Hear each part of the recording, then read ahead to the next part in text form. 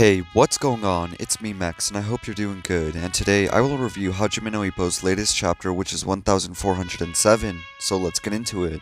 So in the beginning of this chapter, Wally and Ricardo both give inner monologues. I really like this because it gave a lot of character depth to both of them, and it also built hype for the insane battle that is about to come.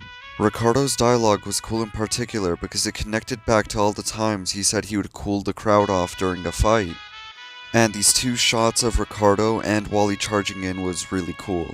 Ricardo also has a dilemma about how strong he's become, but we'll get into that later. And now the fight in the center ring finally starts, and it's completely perfectly matched.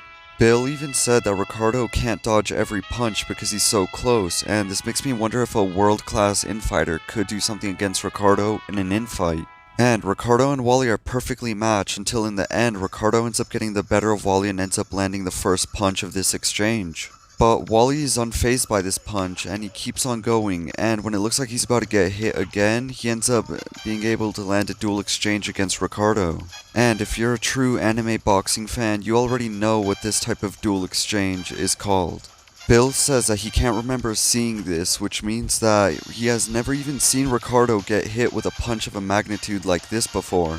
And Wally ends up being the first one to fight after this dual exchange because he was able to nullify the damage from the punch with a neck spin. And I liked how it was ambiguous whether or not Ricardo also did the same thing until the last second when he ends up dodging one of Wally's wide swings. And when Wally seriously tumbled like 9 times across the ring, I had like 1,000 thoughts in my head. The main one being that I guess he didn't take the dual exchange as well as everyone thought. Of course, this didn't end up being the case, but when Wally gets up and turns around, we see the damage that he's accumulated on his right eye, which is something I forgot to mention earlier in this video. And I really like the juxtaposition between Don Kichi telling Wally to rest and not get up so fast, and Miguel telling Wally to go and now's his chance.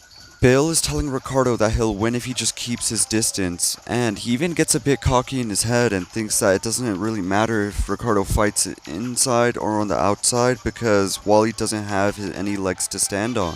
And I found it incredibly cool that Ricardo ignores his advice and continues wanting to infight against Wally, which means that now that Bill doesn't have input on how Ricardo fights, this is Ricardo Martinez in the flesh.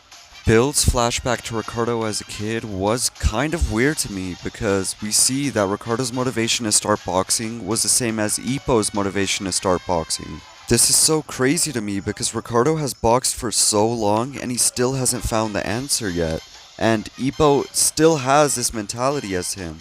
And we end up finding out that Wally was already prepared to stumble as it was shown to us in chapter 1392 in a flashback. And the chapter ends with both of them having an exchange exactly like they did in the beginning of this chapter. So with that out of the way, let's move on to the predictions for chapter 1408. But before that, I got my last prediction right, so we are currently 10-7.